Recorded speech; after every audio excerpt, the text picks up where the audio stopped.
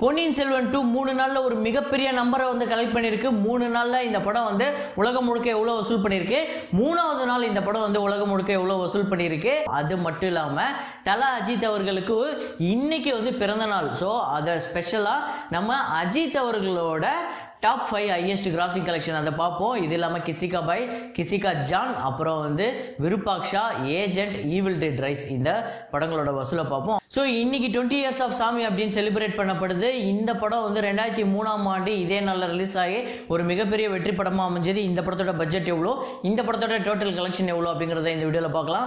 So வீடியோக்குள்ள போகிறதுக்கு முன்னாடி நம்ம சேனலை நீங்கள் சப்ஸ்கிரைப் பண்ணலாம் அப்படின்னா பண்ணிவிடுங்க. பக்கத்தில் இருக்க பெல் ஐக்கனும் அப்படியே ப்ரெஸ் பண்ணிவிடுங்க. வாங்க வீடியோக்குள்ள போகலாம். ஸோ வீடியோவை பார்க்குறவங்க லைக் அப்படிங்கிறத ப்ரெஸ் பண்ணிக்கிட்டே பாருங்க. அதுக்கடுத்ததான் கிசிகா பாய் கிசிகா ஜான் டே 10 கலெக்ஷன் பார்த்தீங்க அப்படின்னா இந்தியா முழுக்க 4,85,00,000, ஓவர்சீஸில் 45 லட்சம், ஸோ வேர்ல்டு வைடு 5,30,00,000 வந்து வசூல் பண்ணியிருக்கு. ஒரு பெட்டரான வசூல் அப்படின்னு தான் நான் சொல்லுவேன். கிசிகா பாய் கிசிகா ஜான் படத்தோட total box office collection India முழுக்க 115,40,00,000, ஓவர்சீஸில் 43,95,00,000, வேர்ல்டு வைடு 159,35,00,000 வந்து வசூல் பண்ணிருச்சு. வீரம் படம் இதை வந்து சொதப்பி வச்சுட்டாங்க. அது இதுன்னு சொன்னவங்களுக்கு எல்லாத்துக்கும் மூஞ்சில கறி பூசின மாதிரி இந்த படம் நார்த் இந்தியாவில் ஒரு மிகப்பெரிய வெற்றி. ஸோ ஒரு மிகப்பெரிய நம்பரை கலெக்ட் பண்ணியிருக்கு, மிகப்பெரிய லாபத்தை எடுத்திருக்கு. அதே மாதிரியே விருப்பாக்ஷா படத்தோட டே 10 கலெக்ஷன் ஆந்திரா தெலுங்கானால 4,40,00,000, கர்நாடகா பிளஸ் ரெஸ்ட் ஆஃப் இந்தியாவில் 20 லட்சம், ஓவர்சீஸில் 35 லட்சம், வேர்ல்டு வைடு 4,95,00,000, ஒரு மிகப்பெரிய நம்பரை தான் கலெக்ட் பண்ணிட்டு இருக்கு. ஒரு 10வது நாள் வசூல் மாதிரியே இல்லை, ஒரு second day third day collection மாதிரி இருக்கு. அதே மாதிரியே இந்த படத்தோட total box office collection Andhra தெலுங்கானால 54,30,00,000 வந்து வசூல் பண்ணியிருக்கு. கர்நாடகா பிளஸ் ரெஸ்ட் ஆஃப் இந்தியாவில் 3,49,00,000, ஓவர்சீஸில் மட்டுமே 10,15,00,000 வந்து வசூல் பண்ணியிருக்கு. ஸோ வேர்ல்டு வைடு 67,37,00,000 வந்து வசூல் பண்ணி ஒரு மிகப்பெரிய வெற்றி படமாக அமைஞ்சிருக்கு இந்த திரைப்படம். ஸோ இந்த படத்தோட பட்ஜெட் அப்படிங்கிறது 40 கோடி, தேட்ரிக்கல் பிஸ்னஸ் இந்த படத்துக்கு 30 கோடி கிட்ட பண்ணியிருக்காங்க. அப்படின்னா இந்த படம் ஆல்ரெடி ப்ராஃபிட் ஜோனுக்குள்ளே போய் ஒரு மிகப்பெரிய ப்ராஃபிட்டை கொடுத்துக்கிட்டு இருக்கு அப்படிங்கிறது தான் உண்மை. ஸோ இந்த படம் நீங்கள் எத்தனை பேர் பார்த்தீங்க, இந்த படம் எப்படி இருக்கு? ஆக்சுவலாக இந்த படம் ஓடிடியில் தமிழில் வராதா அப்படின்னு நான் ஏங்கிக்கிட்டு இருக்கேன். ஏன்னா இதோட போஸ்டரையோ நிறைய பேர் சொன்ன ரிவ்யூ வச்சு பார்க்கும்போது இந்த மாதிரி படம் இந்த கேட்டகரி எனக்கு பிடிக்கும். ஒரு மாதிரி அந்த சஸ்பென்ஸ் ஹாரர் த்ரில்லர் அப்படின்னு சொல்லிட்டு ஒரு மாதிரி விசித்திரமாக இருக்குது இந்த படம். ஸோ இந்த மாதிரி ஒரு வித்தியாசமான ஒரு ஹாரர் இல்லை சஸ்பென்ஸ் த்ரில்லரை வந்து நம்ம எல்லாருமே லைக் பண்ணுவோம்ல. ஸோ இந்த படம் தமிழில் வந்ததுன்னா நீங்கள் ஓடிடியில் போய் பார்ப்பீங்களா அப்படிங்கிறத கமெண்ட்டில் போடுங்க. ஏஜென்ட் டே 3 கலெக்ஷனை இப்போ சொல்கிறேன். இந்த படத்தோட பட்ஜெட் அப்படிங்கிறது 65 கோடி. டே 3 நான் சொல்கிறது டே 30 கிடையாது, டே 3 கலெக்ஷனை பாருங்கள். ஆந்திரா தெலுங்கானால 85 லட்சம், கர்நாடகா பிளஸ் ரெஸ்ட் ஆஃப் இந்தியாவில் 10 லட்சம், ஓவர்சீஸில் 20 லட்சம், வேர்ல்டு வைடு 1,15,00,000. ஸோ இந்த படத்தோட டோட்டல் கலெக்ஷன் 3 நாள் கலெக்ஷன், அதாவது ஃபர்ஸ்ட் டே ஒரு 8.5 கோடி கிட்ட பண்ணிச்சுன்னு வைங்களேன். இப்போ பாருங்கள் டோட்டல் கலெக்ஷன் ஆந்திரா தெலுங்கானால 8,95,00,000, ஓவர்சீஸில் 2,30,00,000, வேர்ல்டு வைடு 11,90,00,000. ஸோ இது வரையுமே ஷேர் மட்டுமே 6 கோடி தான் போயிருக்கு இந்த படத்துக்கு. இந்த படத்துக்கு ஷேர் எவ்வளோ வரணும் தெரியுமா? கிட்டத்தட்ட 70 கோடி கிட்ட வரணும். டிசாஸ்டர், மிகப்பெரிய டிசாஸ்டர். அதுக்கடுத்ததான் ஈவில் டெட் ரைஸ் டே 10. ஸோ ஈவில் டெட் ஃபேன்ஸ் வந்து பயங்கரமாக இந்த படத்தை கொண்டாடிக்கிட்டு இருக்காங்க. இந்தியா முழுக்க 1,55,00,000, வேர்ல்டு வைடு $8.25 மில்லியன் வந்து நேற்று மட்டும் கலெக்ட் பண்ணியிருக்கு. இது வந்து நம்ம ஊர் காசுக்கு 67,40,00,000. ஸோ இந்த படத்தை டோட்டலாக பார்த்தீங்க அப்படின்னா இந்தியா முழுக்க 17,90,00,000. இந்த படத்தை வந்து தேட்டர்கள் இங்கே பிஸ்னஸ்க்கு எவ்வளோக்கு வாங்கியிருக்காங்க அப்படின்னு பார்த்தீங்கன்னா 8 கோடிக்கு வாங்கியிருக்காங்க. ஆல்ரெடி ப்ராஃபிட் ஜோனுக்குள்ளே போயிடுச்சு. இந்த படம் வந்து ஒரு லாபத்தை எடுக்கக்கூடிய ஒரு படமாக அமைஞ்சிருக்கு. ஏன்னா இதுக்கு முன்னாடி வந்த சில ஹாலிவுட் படங்களை இங்கே டிஸ்ட்ரிபியூட் பண்ண நிறையா பேருக்கு பெரிய நஷ்டத்தை கொடுத்துருக்கு அப்படிங்கிறது தான் உண்மை. ஸோ இந்த படத்தோட வேர்ல்டு வைடு கலெக்ஷன் பார்த்தீங்க அப்படின்னா நம்ம ஊர் காசுக்கு 582 கோடி, அவங்க நாட்டு காசுக்கு பார்த்தீங்கன்னா 71 மில்லியன் வந்து கலெக்ட் பண்ணியிருக்கு. ஸோ ஒரு மிகப்பெரிய வெற்றிங்க. ஸோ அதுக்கடுத்து தான் நீங்கள் இந்த வீடியோவை பார்க்க வந்ததுக்கான நோக்கமே இப்போ தான் வந்து நடக்க போகுது. என்னென்னா பொன்னியின் செல்வன் வசூல் டே 3 தமிழ்நாட்டில் 16,80,00,000, ஆந்திரா தெலுங்கானால 2,45,00,000, கர்நாடகாவில் 3,95,00,000, கேரளா முழுக்க 2,25,00,000, ரெஸ்ட் ஆஃப் இந்தியாவில் 2,45,00,000, இந்தியா முழுக்க இந்த படம் வந்து 27,90,00,000. ஓவர்சீஸில் 22 கோடியே 45 லட்சம், வேர்ல்டு வைடு 50 கோடியே 30 லட்சம். ஸோ 50 கோடிக்கு மேலே வசூல் பண்ணி 3வது நாளுமே ஒரு பெரிய நம்பரை கலெக்ட் பண்ணியிருக்கு. நம்ம வந்து இதுக்கு முன்னாடி பார்ட் 1 இந்த படத்துக்கு கம்பேர் பண்ணவே கூடாது. ஏன்னா பார்ட் 1 வந்த சமயம் அப்படிங்கிறது பூஜா ஹாலிடேஸ். இது வந்து வேற. இப்போ வந்து சில பேர் வந்து என்னதான் சம்மர் லீவ் இருக்குனாலும் இந்த படம் வரப்போகிற நாட்களில், அதாவது லாங் ரன்னு, பொன்னியின் செல்வன் பாகம் 1 பாகம் 2 லாங் ரன் வந்து பெருசாக தேட்டரில் ஓடும் அப்படின்னு சொல்லப்படுது. அப்படி லாங் ரன் ஓடிச்சுன்னா இந்த படம் எவ்வளோ வசூல் எடுக்கும் அப்படிங்கிறது நீங்கள் கெஸ் பண்ணுறீங்க அப்படிங்கிறத கமெண்ட்டில் போடுங்க. ஸோ பொன்னியின் செல்வன் இந்த படம் வந்து தமிழ்நாட்டில் நேற்று கம்பேர் பண்ணும்போது, அதாவது சாட்டர்டே கம்பேர் பண்ணும்போது சண்டே வந்து ஒரு பெரிய நம்பரை கலெக்ட் பண்ணியிருக்கு. ஆனால் மற்ற ஸ்டேட்டில் இந்த படம் வந்து வசூல் கம்மியாக தான் இருக்குது. ஓவர்சீஸ்லேயுமே ஒரு பெரிய நம்பரை கலெக்ட் பண்ணியிருக்கு. ஸோ டோட்டலாக இந்த படம் வந்து 3 நாள் வசூல் எவ்வளோ அப்படின்னு பார்த்தீங்கன்னா 57 கோடியே 90 லட்சம் வந்து தமிழ்நாட்டிலையும், ஆந்திரா தெலுங்கானாவில் 7 கோடியே 49 லட்சமும், கர்நாடகாவில் 12 கோடியே 65 லட்சமும், கேரளாவில் 7 கோடியே 42 லட்சமும், ரெஸ்ட் ஆஃப் இந்தியாவில் 5 கோடியே 70 லட்சம். ஸோ இந்தியா முழுக்க 91 கோடியே 16 லட்சம் வந்து வசூல் பண்ணியிருக்கு இந்த படம். ஓவர்சீஸில் 72 கோடி.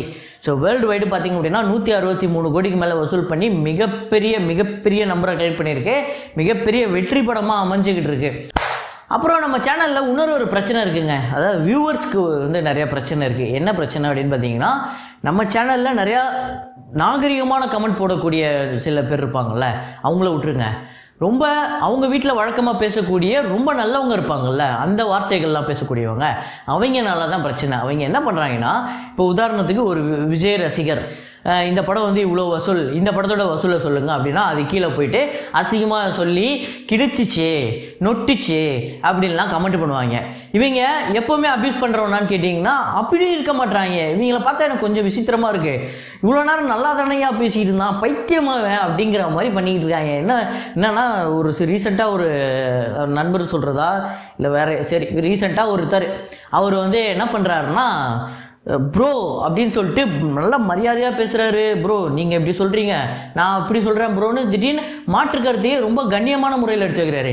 திடீர்னு வந்துட்டு அவங்க வழக்கமாக அவங்க வீட்டில் பேசக்கூடிய வார்த்தைகளை நம்மக்கிட்ட சொல்லி நம்மளை அப்யூஸ் பண்ணுறாரு. என்னடா இது, என்னடா ஏன்டா இப்படி பண்ணுறாங்க, திடீர்னு நல்லா தானே பேசுகிறாங்க, ஏன்டா மாற்றி பண்ணுறாங்க அப்படின்னு பார்த்தா அப்புறம் தான் தெரிஞ்சுது அந்த மாதிரி ஆட்கள் நிறைய பேர் இருக்காங்கன்னு. ஸோ அவங்கக்கிட்டேருந்து நம்ம விலகி இருப்போம். ஸோ இதை எதுக்கு நான் சொல்கிறேன் அப்படின்னா, நம்ம சேனலில் தொடர்ந்து கமெண்ட் போடக்கூடியவங்களுக்குமே அப்யூஸ் ஏற்படுது அப்படிங்கிறது தெரியுது. ஸோ என்ன மாதிரியே இவங்களை லெஃப்ட் ஹேண்டில் டீல் பண்ணி விட்டு போயிடுங்க அப்படிங்கிறத உங்கள்கிட்ட சொல்ல வந்தேன். ஸோ அதுக்கடுத்ததான் 20 வருஷத்துக்கு முன்னாடி ரிலீஸ் ஆகி ஒரு மிகப்பெரிய வெற்றி அடைஞ்ச படம் தான் சாமி. ஸோ விக்ரம் அவர்களோட கெரியர்லேயே ஒரு முக்கியமான படம். அதுவும் இல்லாமல் ஒரு வசூல் எடுத்த ஒரு திரைப்படத்தில் விக்ரம் அவர்களோட கெரியர்லேயே முக்கியமான படம் அப்படின்னா சாமியை சொல்லலாம். ஸோ இந்த படத்தில் த்ரிஷாவாக இருக்கட்டும், அதே நேரத்தில் பெருமாள் பிச்சையாவரவராக இருக்கட்டும், இந்த படமே வந்து ஹரி வந்து ஒரு பயங்கர எங்கேஜிங், அவரோட படம் பயங்கர எங்கேஜிங்காக தான் இருக்கும். ஸோ இந்த படமே பயங்கர எங்கேஜிங்காக இருக்கும். ஸோ இந்த படத்துக்குன்னு ஒரு தனி ஃபேன் பேஸ் இருக்குது. இந்த படத்தோட பட்ஜெட் எவ்வளோ அப்படின்னு பார்த்தீங்கன்னா 5 கோடி. ஸோ தமிழ்நாட்டில் மட்டும் இந்த படம் வந்து 26 கோடியே 80 லட்சம் எப்போ 2003 வசூல் பண்ணியிருக்கு. ரெஸ்ட் ஆஃப் இந்தியாவில் 2 கோடியே 95 லட்சம், ஓவர்சீஸில் 3 கோடியே 45 லட்சம், வேர்ல்டு வைடு 32 கோடியே 20 லட்சம்.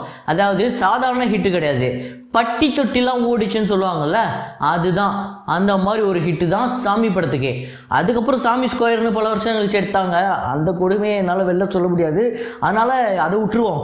இந்த சாமி அப்படிங்கிறது உங்களோட எத்தனை பேரோட ஃபேவரட் மூவி அப்படிங்கிறத சொல்லுங்கள். ஸோ அதுக்கு அடுத்ததாக தல அஜித் அவர்களுக்கு இன்றைக்கி பிறந்தநாள். கண்டிப்பாக ப்ளூ தக்காளி சார்பாகவும் ரகுமான் என்னோட சார்பாகவும் தலை ஹாப்பி பர்த்டே. கண்டிப்பாக வந்து நீங்கள் வந்து எல்லாருக்குமே பயங்கர மோட்டிவாக இருக்கீங்க. உங்களை பார்க்கும்போது பயங்கர இன்ஸ்பிரேஷனாக இருக்குது அப்படிங்கிறது ஒவ்வொரு நாளுமே நமக்கு தெரியுது. ஸோ அந்த வகையில் எனக்கு அஜித் அவர்களை ரொம்ப பிடிக்கும். ஸோ தலைன்னு சொல்லக்கூடாது சொல்லிட்டாரா, சரி. ஏகே அவர்களோட டாப் 5 ஹையஸ்ட் கிராஸ் கலெக்ஷன் இப்போ பார்க்கலாம். ஸோ இதில் முதலிடத்தை பிடிச்சிருக்க படம் என்ன படம் அப்படின்னு பார்த்தீங்கன்னா துணிவு தாங்க. ஆமாங்க, 214 கோடி வசூல் பண்ணி அவரோட கெரியர்லேயே ஹையஸ்ட் கலெக்ஷன் படமாக அமைஞ்சது துணிவு. ஸோ இது வந்து இப்போ பொங்கலுக்கு தான் ரிலீஸ் ஆகி ஒரு பெரிய வெற்றி அடைஞ்சது. அதே மாதிரியே விஸ்வாசம். ஸோ விஸ்வாசம் அப்படிங்கிறது ஒரு பெரிய ஹிட்டு தான். அதுவும் இல்லாமல் தேட்டரில் மட்டும் ஹிட்டு கிடையாது, ஓடிடியில் மட்டும் கிடையாது, சேட்டிலைட்லேயுமே இந்த படம் ஒரு பெரிய ஹிட்டு. சேட்டிலைட்டில் இன்றைக்குமே 4வது தடவையோ 40வது தடவையோ எத்தனை தடவை தடவை போட்டாலுமே அந்த டிஆர்பிங்கிறது குறையவே இல்லை, அந்த 10க்கு மேலே தான் போய்கிட்டு இருக்கு. அது மட்டும் என்ன மாயம் பண்ணாரோ தெரில, அந்த படத்துக்கு மட்டும் அப்படி போகுது. ஸோ விஸ்வாசம் வந்து 189 கோடி 2வது இடத்த பிடிச்சிருக்கு. வலிமை 165 கோடி. இந்த படம் சரியாக போகலை அப்படின்னாலுமே எனக்கு பர்சனலாக ரொம்ப பிடிச்ச படம். அதே மாதிரியே வேதாளம் பார்த்தீங்க அப்படின்னா 4வது இடத்த பிடிச்சிருக்கு 127 கோடி. ஸோ அதுக்கடுத்தது வேகம், இந்த படமே சரியாக போகலை. இந்த படம் வந்து 125 கோடி. இதுதான் வந்து அஜித் அவர்களோட top 5 highest box office collection. அதுக்கடுத்ததாக விடாமுயற்சி. ஸோ நேற்று வந்து நைட்டு வந்து இந்த படத்துக்கு வந்து டைட்டில் வச்சுட்டாங்க. இந்த டைட்டில் கேட்டோன்னா உங்களுக்கு என்ன தோணுது? ஸோ ஒரு மாதிரி பயங்கர பாசிட்டிவாக தான் இருக்குது. ஒரு பக்கம் என்ன தான் வந்து இந்த டைட்டில் கலாய்ச்சாலுமே அது தெரில, நீங்கள் என்ன வேணால் பண்ணிட்டு போங்கடா, நான் அப்படி தான்டா பாசிட்டிவான ஒரு டைட்டில் வைக்கிறேன்டா, துணிவுன்னு வைப்பேன், விவேகம்னு வைப்பேன், வலிமைன்னு வைப்பேன், நீ கலாய்ச்சிக்கோ, நான் வச்சுட்டு போகிறேன் அப்படிங்கிற மாதிரி வைக்கிறாரா இல்லை என்னன்னு தெரில. ஆனால் தெரில, சில விஷயங்களை வந்து அதுவே நம்ம பேசி பேசி பேசி பேசி திடீர்னு ஆமாம்ல நல்லா தானே இருக்குது, இந்த டைட்டிலுக்கு என்ன அப்படின்னு நம்ம சொல்லிடுவோமோ வரப்போகிற நாட்களில் அப்படின்னு தோணுது. ஸோ நீங்கள் எத்தனை பேர் இந்த விடாமுயற்சி படத்துக்காக எதிர்பார்க்குறீங்க அப்படிங்கிறத சொல்லுங்கள். அப்புறம் அஜித் ஃபேன்ஸ்லாம் இல்லை, ஸோ நீங்கள் விஜய் ஃபேனாக இருந்தாலுமே சொல்லுங்கள். அஜித் அவர்களோட ஒரு பெஸ்ட் மூவி அப்படின்னா நீங்கள் பயங்கரமாக ரசித்த படம் என்ன அப்படிங்கிறத கமெண்ட்டில் போடுங்க. அதுக்கு அடுத்ததான் சாமி படம் உங்களுக்கு எத்தனை பேருக்கு ஃபேவரட் மூவி அப்படிங்கிறத சொல்லுங்கள். ஸோ பொன்னியின் செல்வன் பார்த்துட்டீங்க அப்படின்னா அந்த படம் எப்படி இருக்குது அப்படிங்கிறத கமெண்ட்டில் போடுங்க. ஸோ இதே மாதிரி ஒரு வீடியோவில் இதே மாதிரி ஒரு கலெக்ஷன் ரிப்போர்ட்டில் மீண்டும் நான் உங்களை சந்திக்கிறேன். Signing off Rahman.